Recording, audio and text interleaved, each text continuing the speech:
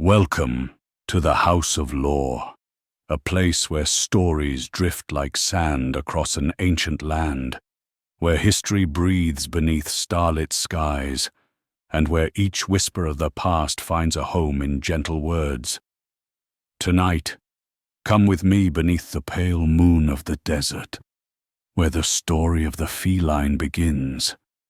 Before soft paws padded across kitchen floors, before sunlight fell across curled tails at the foot of our beds, there were creatures born of dust and dusk, silent and solitary. This is part one of a quiet journey into the earliest ancestors of the animals we know today as cats. If you enjoy wandering through time with me, through memory, lore, and soft desert air, consider liking, subscribing, and sharing the House of Lore. Your gentle support keeps the stories flowing, like an old stream slipping through stone. Now take a breath. Let the day fall away as we step together into a forgotten land, long before cities or roads, a world alive with starlight and stillness. We begin far back, over 10,000 years ago, in arid regions where wind curls like smoke over quiet open ground. The nights here grow cool beneath the stars, and the days pulse with golden heat. In this vast landscape, under the wide, endless sky, lived creatures shaped by the land itself. Among them, the ancestors of modern cats.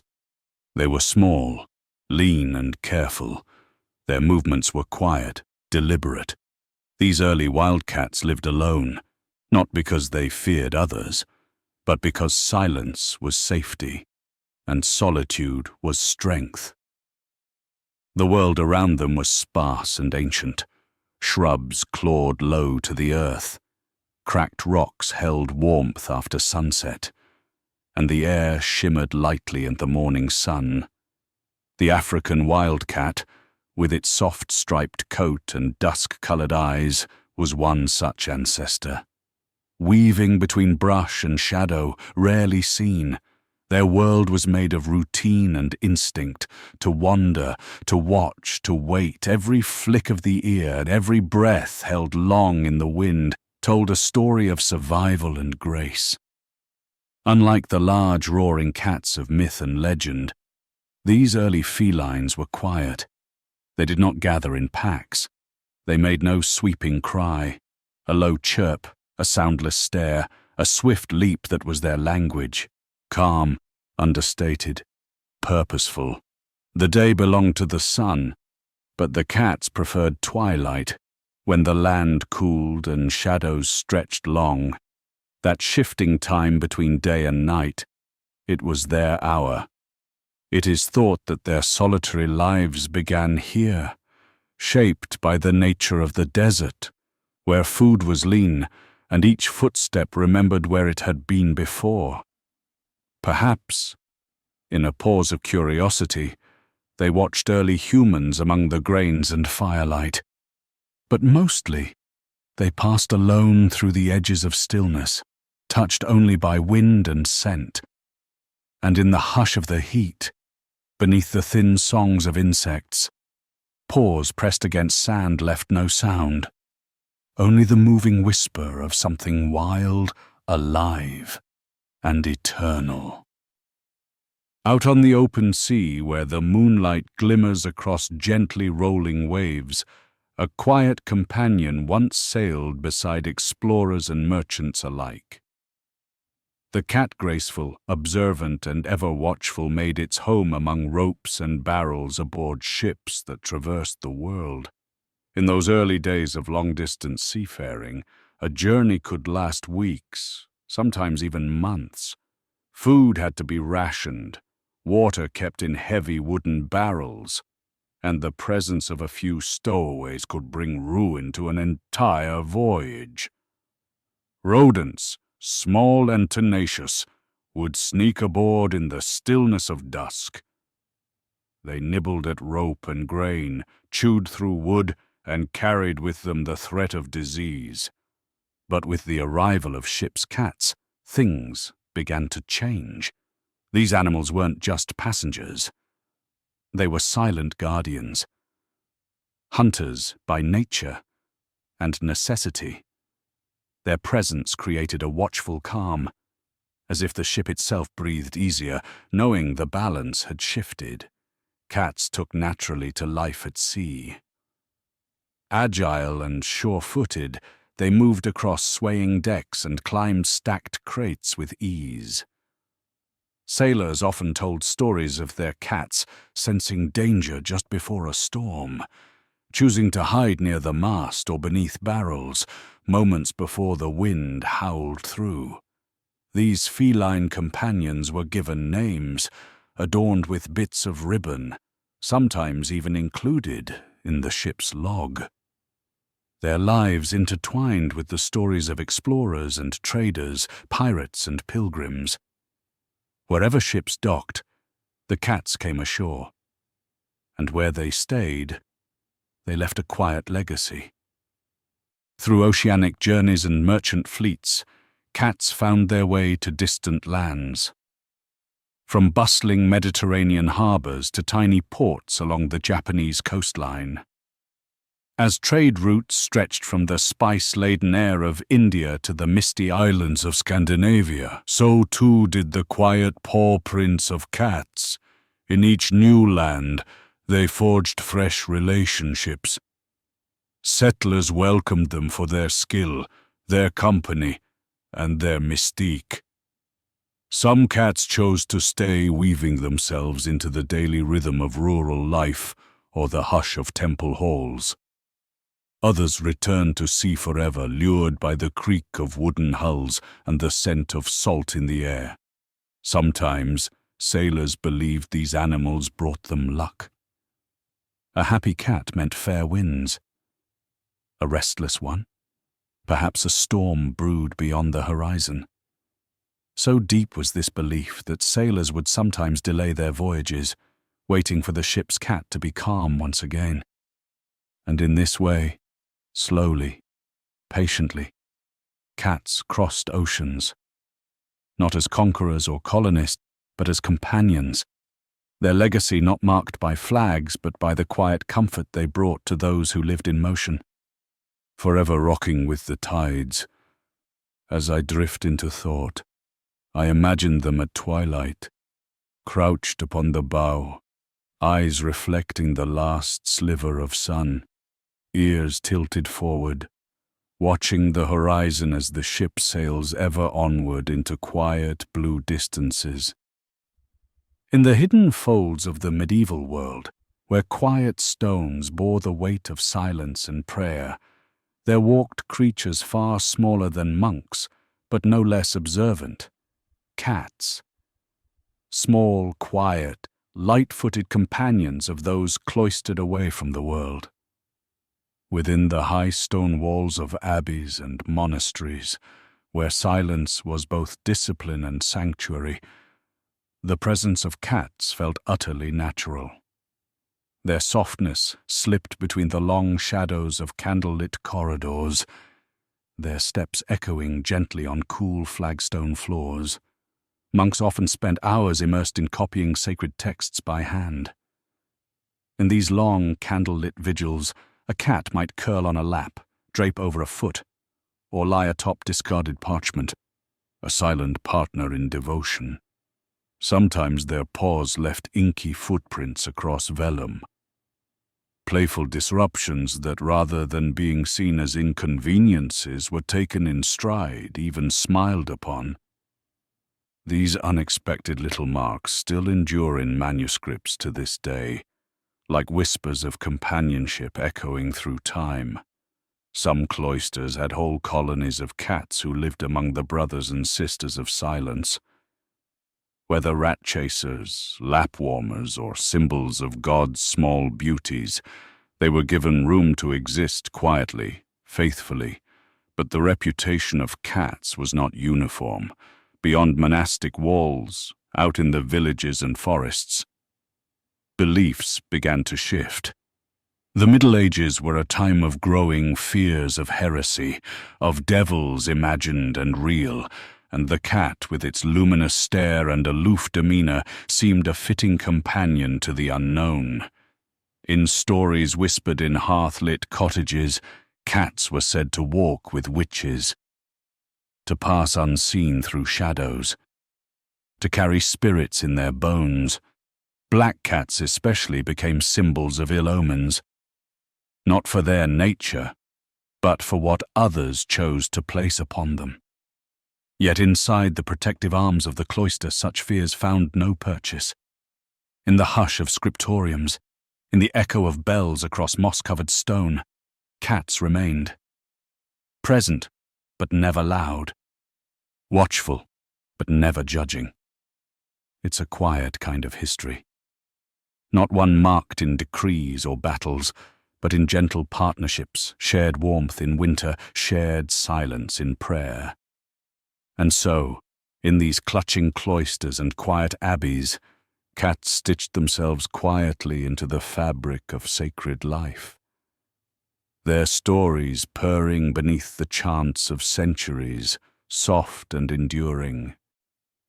Through the quiet chambers of time there came a soft rustling, the gentle pads of paws returning to hearth and home. The long shadow cast upon cats during the Middle Ages began at last to lift. In quiet corners and flickering candlelight, they found their way back to the domestic sphere, not only as hunters of pests, but as silent sentinels and companions of calm. With each passing generation, humans and cats slowly reforged the delicate bond that had once united them in ancient homes and temples. By the 16th and 17th centuries, there are more and more glimpses of the cat's renewed presence in daily life. They curled atop worn wooden furniture, chased flickering shadows in firelight, and watched the world from windowsill perches, not everywhere, and not for everyone, but in enough homes to mark the beginning of a gentle revival. And then, the Victorian era softly opened its door. It was a time of manners, of sentiment, and of a growing love for all things domestic. The home became a portrait of the soul, and within its walls cats were welcomed with quiet affection. Queen Victoria herself led the way. Her fondness for pets helped shape the values of a culture. Owning a cat moved from mere practicality to an expression of refinement and gentleness. Artists painted them reclining in parlors. Authors wrote of their curious dignity, and children carried them gently through rose-covered gardens. This new image, this restored grace, allowed cats once again to take their place, not only as creatures of the shadows, but of candle-lit companionship. Yet still, they were more than ornaments. They kept the mice at bay, prowled the edges of old libraries and kitchens, and watched with timeless eyes as fires burned low in cast-iron hearths. They were valued not only for what they offered, but for what they were: calm, graceful, loyal without being bound. Each whisker and tail tip became part of everyday poetry, a living verse beneath the ticking of grandfather clocks, and the slow drip of rain tapping on windows. And so, in quiet moments, those who once feared the cat began instead to cherish it. Companion by lamplight, watcher of dreams, steadfast soul in a changing world. Tonight, perhaps, as the stillness grows, you might picture one curled beside a Victorian hearth, content in the warm embrace of home once more. There was a time, not so very long ago, when the cat was something of a wanderer, a creature of the barn, the alley, the ship's hold. It lived alongside us, but not always with us. And yet slowly, almost imperceptibly, that began to change. In drawing rooms wreathed with lace, on cushioned windowsills warmed by the sun, the cat began to find a new place, not merely as a mouser, but as a cherished presence. A companion. This quiet revolution, the rise of the cat as pet, did not arrive with loud proclamation. Instead, it purred into being. As cities grew and homes became smaller sanctuaries from the noise of the world, people welcomed creatures whose presence soothed without demanding. Cats, with their self-contained grace and gentle independence, were ideally suited to quiet domestic spaces. Their elegance lent itself to admiration, and their aloof charm sparked fascination. By the late 19th century, it was common to find a cat curled in a warm parlor chair or lounging beside the hearth, a living sculpture of domestic peace. As cats found a place in our homes, they also began to find a place in our traditions. It was in England, in 1871, that the first major cat show took place, in the grand halls of the Crystal Palace. Visitors, wrapped in their finest attire, wandered among displays of Persians, Siamese, and British Shorthairs. These events introduced another layer to the human-feline bond, the idea of the cat not merely as pet, but as specimen. A creature to be admired for the subtleties of coat, frame, and demeanor. Cat shows, once novel spectacles, grew in popularity, and along with them came breed standards and registries. Certain cats, with their glistening fur and striking features, became recognized as paragons of their kind. Names were given. Standards were written. Judgments were passed not on utility but on beauty. It was here, under the bronze light of Victorian parlours and within the pages of picture books, that cats stepped into the realm of symbolism. They appeared in oil paintings perched upon windowsills rendered in gentle brushstrokes. In literature, they stretched between the lines of poetry and prose. Writers like Edward Lear and Lewis Carroll gave them voice, and not just voice, personality. Mystery, mischief, and wit. The image of the cat swelled with meaning. It came to signify comfort, independence, sometimes even the whimsical edge of the unknowable. To invite a cat into one's home was to invite not only warmth and companionship, but a thread of story, a quiet narrative woven into the rhythms of daily life.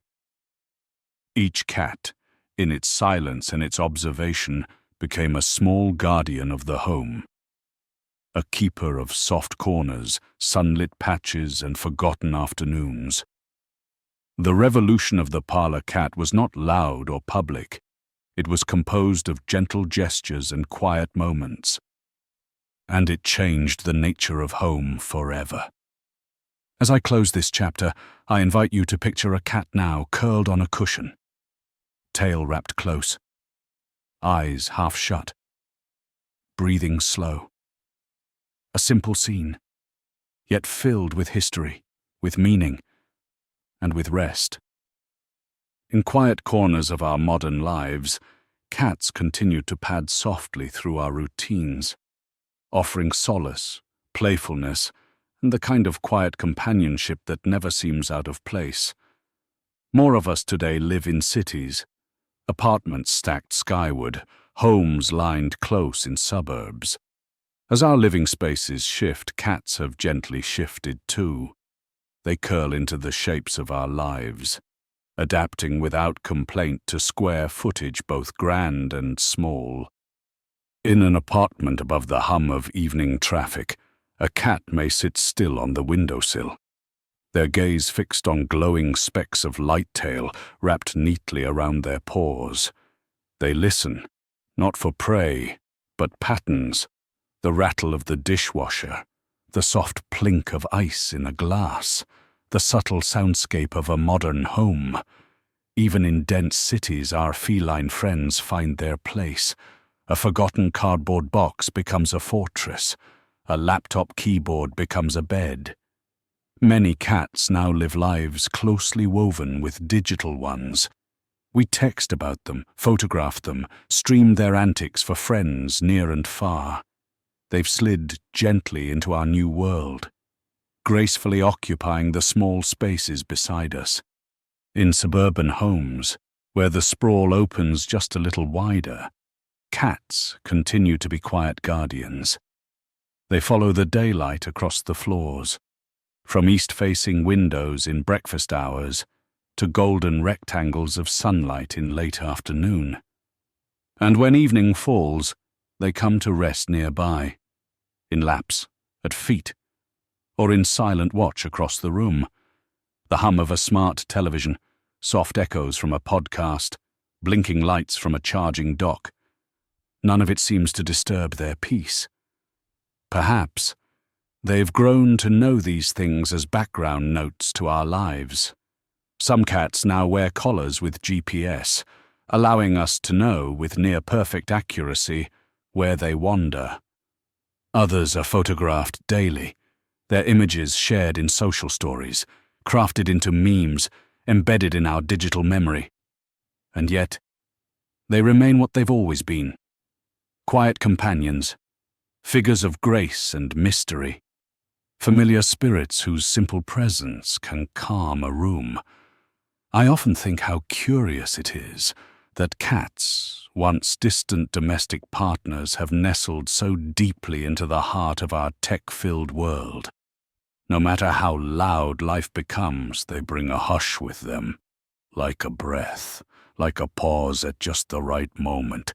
They don't need words. Their comfort is felt between the minutes, in the way they sit quietly through a storm or blink slowly at us in recognition.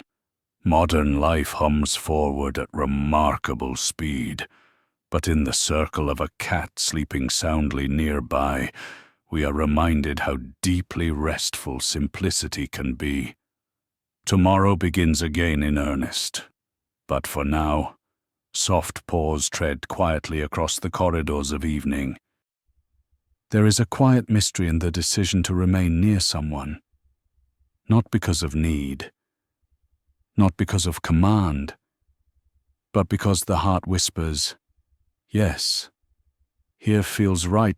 Cats, with all their elegance and self-contained charm, remind me of that choice each day.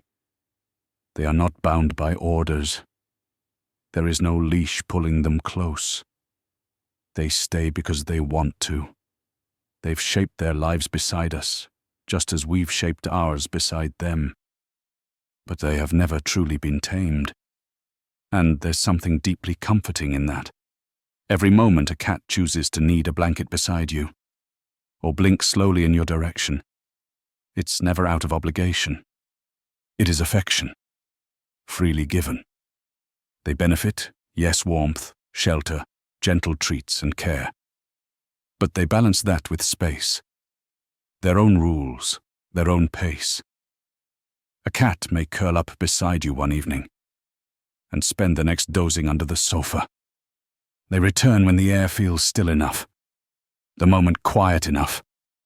They return when they are ready, and when they do, they ask for no grand efforts, just recognition, just presence, just that we understand them without needing to hold too tightly. The bond is not loud. It doesn't parade itself. It is a shared glance, a soft head pressed into a palm, a gentle purr when everything else in the house is silent. When we accept this, when we let go of expectation, we find something lovelier than obedience. We find trust. Trust that flows both ways. And as I walk through my day, I carry those small signs with me. A tail brushing my leg as I pass. A presence waiting just outside the door. They are there. Not because they must be, but because somehow it feels right to them. And I think that's what makes it all the more special. To share a life with someone who could walk away at any time. but chooses, again and again, to stay, with no collars of control, only the invisible thread of shared presence and quiet love. At night, when the world hushes itself and the last echoes of the day disappear into the quiet, there are watchers in the dim, soft-footed and silent, ever present, ever still. The cat holds her place as guardian of the veil between waking and dreams. I sometimes wonder if these creatures, these gentle spirits with eyes like lanterns in the dark, know more of sleep than we ever will. Perhaps they were born of the night itself. Their presence, so calm, so utterly unshaken by the world's noise, wraps the room in invisible threads of safety. They do not keep the rush of life at bay with force, but by simply being. A cat, resting quietly near our feet, or curled beside our heads as we drift, says in its silence, "You are safe. You may let go now. Let the tide carry you." There's a reason I believe that cats often find us when the world slows down, not when we're busy, bustling about, but at dusk, or after twilight, when the house dims.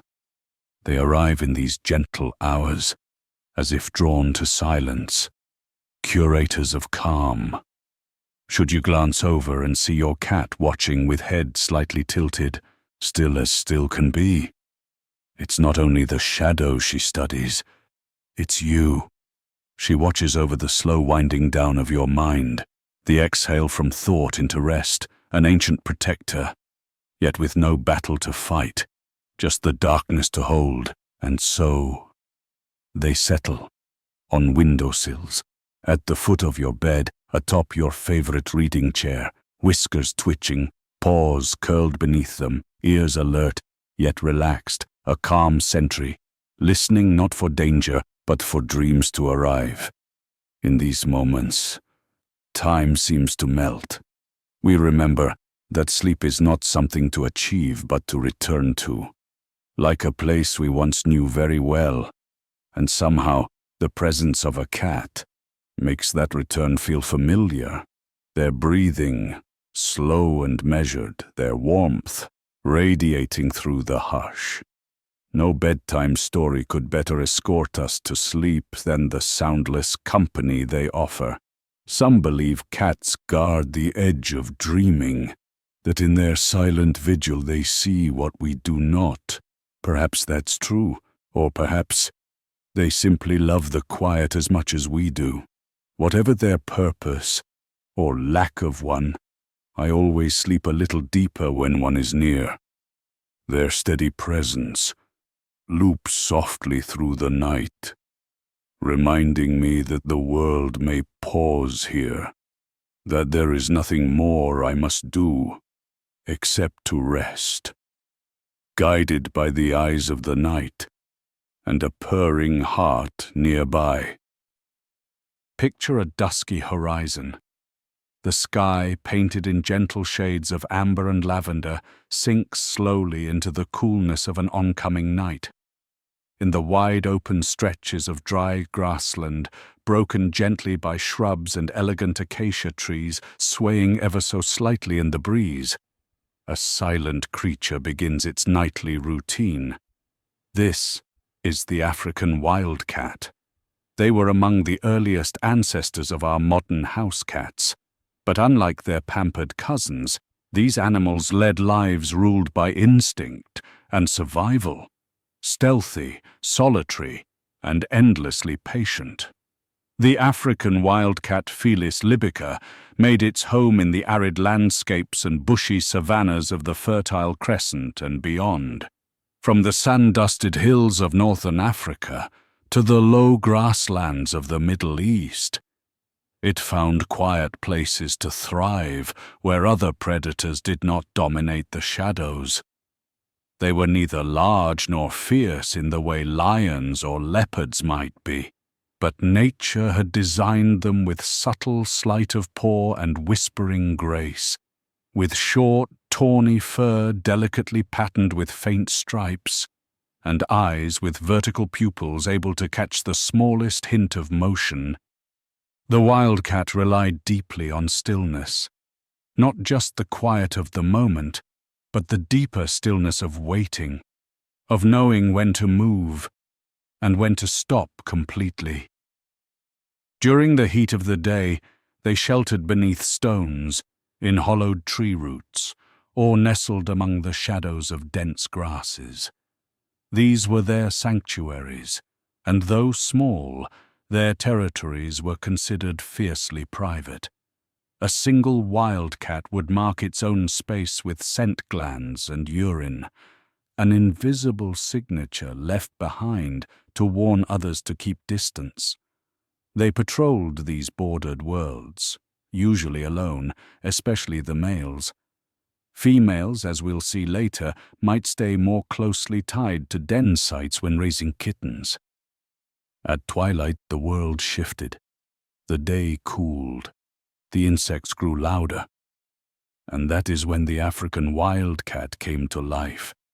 It hunted primarily by sound and movement, listening for the faintest rustle in the underbrush, the tiniest twitch of grass disturbed by a small rodent hidden beneath. Its favored prey? Gerbils, mice, and birds nesting near the ground, sometimes insects, sometimes reptiles, always small, just enough to carry away quietly in its mouth and eat in the concealment of shadows. They did not chase, they stalked, with patient steps, timed with breaths, flattened low against the earth, using the cover of grass and light to become almost invisible. Their hunting patterns were essential not only for their survival, but for the health of the entire region. By feeding on rodents that consumed valuable crops or carried disease, the African wildcat played an unspoken role in the balancing act of life. They were purposeful creatures, driven by instincts rooted in thousands of years of evolution, and in their independence they shaped the countryside silently, leaving only faint paw prints and echoes in the grasses, long after they had passed. As I rest here tonight, I invite you to join me, drifting back in time, many thousands of years into the past, to a moment that would quietly reshape the world we know today. This is the tale of how humans began to till the earth, a gentle turning point from wandering hunters to quiet gardeners of the land. For most of our early journey as a species, we moved with the seasons. We followed the winds, the animals, and the fruits of the wild, carrying little, needing less. We knew intimately the rhythm of migrating herds, of ripening berries, of fleeting abundance. But, in the long hush of time, something began to change. Here and there, in the fertile valleys of the Near East, grasses began to catch our attention. They weren't the wild fruits or hunted game we once relied upon, yet they held a quiet usefulness. Wheat, barley, and other ancient grains, they grew where water flowed softly and soils cradled seeds. These grasses, with their stiff stems and yielding kernels, didn't rush away like the deer. They stood still, waiting. And so, we too began to wait, to linger, at first simply returning to the same spots where the grasses thrived, then gathering more deliberately, then, perhaps, beginning to shape the land itself. This was the slow birth of agriculture, not a revolution with flags and fire, but a gentle unfolding, like a sprout reaching for light. With the planting of seeds came the need to stay nearby, to protect, to tend, and to harvest. Small groups who once followed the herds now began to build the first permanent homes, early villages. These were not cities or kingdoms, simply clusters of dwellings made of mud brick or woven reeds, places like Cataloyuk and Jericho where people lived, not just for a season but for years, even generations. A flicker of permanence had entered the human way of life, and with that permanence came new challenges, stored grain, while a triumph of planning invited its own quiet perils. When harvested, it gave food through winter, through lean seasons.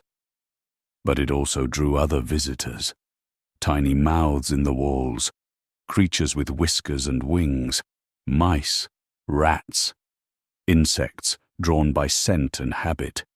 For every basket of saved barley, there was the risk that it would be eaten long before the next planting, so people learned, slowly, how to protect their stores, storing grain in clay-lined pits, suspending baskets above the ground on stands, even domesticating cats whose soft paws brought stealthy protection. And so, in the silence between the plough and the pantry, a new layer of life began to unfold. Fields stretched wider across the land. Villages grew around them. Seasons turned with deeper meaning, measured no longer by footsteps alone, but by sowing and harvest, by the fullness of a storeroom, and by the gentle promise of planting and remaining. In the quiet hush of early dawn, before the hearth was lit and the village stirred with morning sounds, something moved at the edge of the granary. It was silent, graceful, and low to the ground, a shape no larger than a loaf of bread, slinking between shadows. The first wildcats, those solitary, elusive creatures, had no interest in humans. They wandered the scrublands and grassy edges, content with mice and birds, keeping well out of sight. But as human settlements formed, something quietly shifted. Grain. Simply storing it was a marvel of early civilization. It meant there would be food during lean months and seeds for sowing in the spring. But to rodents, it was a feast, an irresistible one, where people gathered grain, mice followed, and where mice grew abundant, wildcats watched. The connection was never planned. It grew, quietly and without spoken agreement, from the rhythm of life. The earliest humans likely glimpsed these whiskered hunters from the corners of their vision, pale green eyes reflecting firelight, just beyond the circle of warmth. They were not tame, not pets, just present. At first, the cats avoided people carefully. They valued their distance, their wild silence. But the scent of rodents, the rustle in the corners, drew them closer. For a species that survived by solitary stealth, this was a new kind of environment. One filled with steady noises, smoke, and the scent of human life. Some nights a villager might set down a scrap of food, intentionally, yet casually. Not as an offering, but as a gesture. An experiment. Would the cat eat it, or scurry off as quickly as it came? And so began the earliest steps of what would become a profound story. A feline footstep here. A half-eaten mouse left beside a storage crate. A silently exchanged glance around the edges of torchlight. In the grain stores, humans began to notice fewer signs of mice. The dried kernels remained untouched longer. A small improvement, easy to overlook, but comforting. Eventually, people connected it with those quiet, graceful intruders. No one declared the cats welcome, but neither did they chase them away. With each cautious night's visit, trust took root thin and delicate as a blade of grass pushing through dry earth. The cats, for their part, seemed to adapt with little fanfare. They came and went on silent feet, never fully part of the village, but no longer fully apart from it either. It was a beginning. Simple and small. Just a whiskered visitor beneath the moonlight, and the patient rhythm of coexistence. Somewhere between wild fields and quiet hearths, a delicate shift began to unfold. When we picture the early relationship between humans and cats, it's tempting to think in sudden moments: a wild feline stepping timidly into a village, a child offering food in amusement. But the truth is, it happened slowly, untangled across generations of relaxed changes and quiet observations. In this part of their story, curiosity didn't just guide the cat. It guided the human too.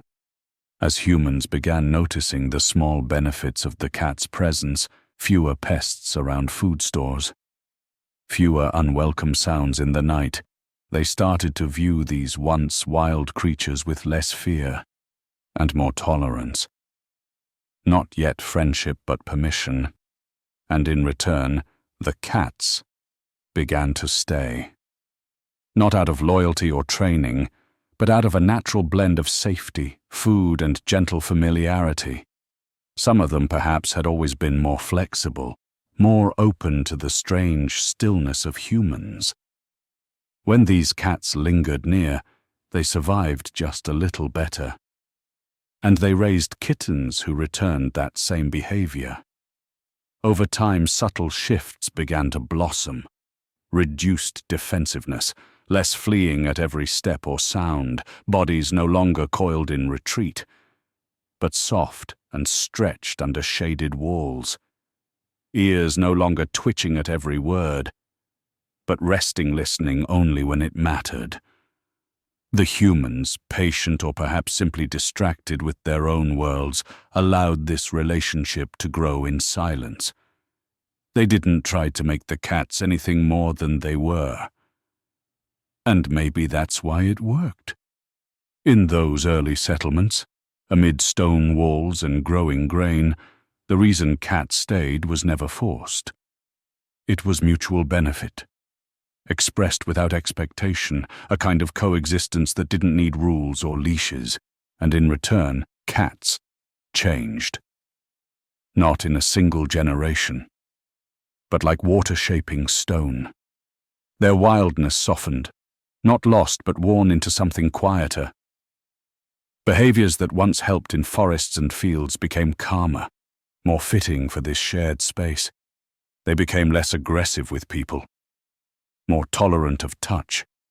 Some would even begin to approach the firelight, curl near the edges, and let out a sound we now know well: a gentle purr, an offering of presence, not demanded but given. In the quiet corners of ancient homes, cats began to live not as pets, but as companions of comfort, silent guardians, living on the line between nature and nurture. And just like that, through small acts and long silence, curiosity had become calm. As twilight settled on ancient settlements and hearth fires flickered their golden song across quiet walls, something curious began to occur. Out of the corner of an eye, a sleek silhouette would pause at the edge of a doorway, waiting, not just with hunger, but with a growing sense of wonder. A young cat poised upon light paws, watching. In that tender hush between dusk and dark, early humans looked up from their meals or their fire tending and noticed how soft the cat's movements were, how even its pauses had beauty. Without trying, the cat reminded them of something ancient, something sacred. It wasn't long before observation turned to appreciation. They marveled at how the cat seemed to know just where to step, where not to step. They walked between shadows, silent as falling leaves. In a world of loud voices and rough hands, the cat moved like a lullaby. Bit by bit, the cats came closer, drawn by warmth, the glow of cooking fires, and the faint scent of roasted grains and fish left out overnight. Nothing grand, nothing formal, but enough. The spaces where people lived were no longer foreign. They became familiar nooks, places where heat lingered in the stone long after the sun had gone to sleep, where hands dropped crumbs and eyes sometimes looked away. Perhaps it was under those quiet eaves or beside woven mats that the first cat curled itself into a ball and dreamed beside human breath. And the people, instead of shooing it away, let it be. In time, the lines between wild and welcome grew gentle. The cats remained free, always free, but they chose to stay near. And humans, perhaps unknowingly, grew fond of the quiet company. They admired the balance the cat held, that perfect tension between independence and trust. There was no leash, no demand, just presence. And as people watched the feline form stretch toward the fire's golden warmth, they felt something gentle awaken. A connection not of words but of rhythm, of breath. By night, the cats hunted, but by day, or dusk, they returned, circling the perimeter of huts, climbing onto sun-baked roofs, or slipping beneath hanging tapestries to rest, never asking, but always received. And when someone happened to glance their way, really look, they might see a slow blink, or the curling of a tail around dainty paws, tiny signs, gentle gestures, invitations into a quieter world. These were not animals to be commanded, but companions to be respected, observed, adored. Their soft steps around the fire carved out a new kind of relationship, one that asked nothing, but offered everything. The cats, they stayed, and in doing so, they gave us more than pest control, more than their grace. They gave us something harder to name, but deeply felt. The beginnings of a quiet, lasting bond. For many thousands of years, humans and cats have shared paths without truly walking side by side. The early connection was not driven by ownership or instant companionship. It was shaped by time, by slow movements, and the quiet rhythm of trust. When wildcats edged closer to early settlements, it wasn't out of affection. It was curiosity, and perhaps the scent of grain stores that drew in rodents, which in turn drew the soft-footed hunters. At first, humans may not have noticed them. Slipping between shadows, cats watched from the stillness.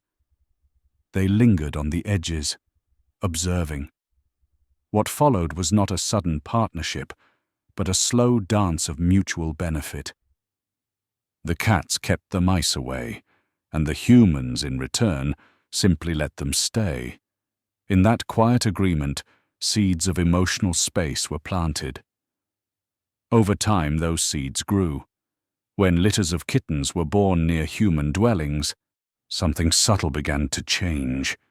Kittens raised within the circle of firelight, among voices and footsteps and the scent of cooked meals, tended to carry less fear. They learned early that humans could be safe, that hands were not always reaching to chase, but sometimes to offer food, or perhaps the simplest kindness of allowing them to stay curled in peace. That early exposure had a lasting effect. With every generation raised nearer to human presence, the space grew warmer, calmer, more familiar. Some scientists today call it socialization, a mirrored process where kittens become more open to humans, and in turn, humans begin to feel something soft awaken inside themselves. And then there's purring, a vibration so gentle that it barely stirs the air, yet powerful enough to reach the deepest corners of the human mind. Purring for a cat is often a signal of comfort and safety. But it can also be an offering, a way to bridge the gap between two distant species, with sound alone. Even before we understood it, humans responded to the sound of purring. Something in its frequency, somewhere between 20 and 150 hertz, seems to slow the heart rate, ease breathing, and release tension. In the stillness of night, a softly purring cat nestled on a quiet bed may have calmed more hearts than any words ever could. Over time, this soothing sound became woven into our sense of safety, of peace, and of home. It is perhaps this quiet magic that allowed cats to move from tolerated guests to treasured companions, not with barks or eager tail wags, but through patience, through purring, through presence. The emotional space cats now hold in our lives was never claimed. It was offered and accepted, one gentle moment at a time. As I gently unfold the pages of this quiet tale, we find ourselves drawn into a time long before the hum of modern life, a time when shadows flickered by the torchlight of ancient stone temples, and mystery lingered just beneath the surface of the everyday world. Cats, those silent watchers of the night, began appearing in the sacred spaces of early art and ritual. Petroglyphs and painted vases hint at their presence, graceful outlines arched on sun-warmed stones, their tails curling in elegant spirals. In quiet reliefs carved by ancient hands, cats were more than just animals. They were symbols, signs, threads in a sacred tapestry that would grow richer with time. Some of the earliest depictions come from the Indus Valley and Mesopotamia.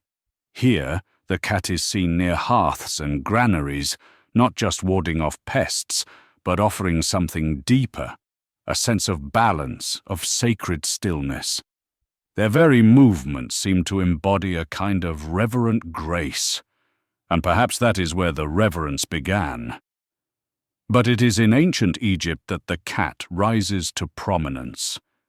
Beautifully painted tombs, tapestries, and amulets honor the feline form.